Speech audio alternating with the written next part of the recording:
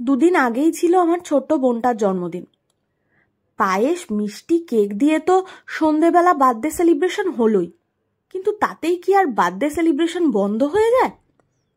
যথারীতি রাত্রে বোন বলল যে বার্থডে ট্রিট দেব। কি খাওয়া হবে? না বিরিয়ানি। যেমনি ভাবনা সেমনি কাজ।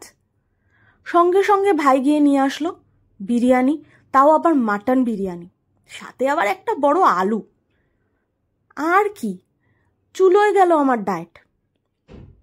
বুঝে গেলাম ডায়েট আর আমার হবে না।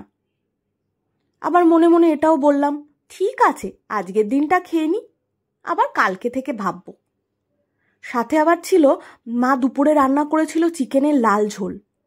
কিচ্ছু বাদ দিলাম না।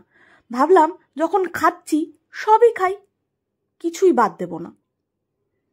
আর মনে মনে এটা ভাবলাম বা বুঝলাম, ডায়েট মনে হয় আমার জন্য না, কারণ আমাদের বাড়িতে কিছু না কিছু লেগেই আছে।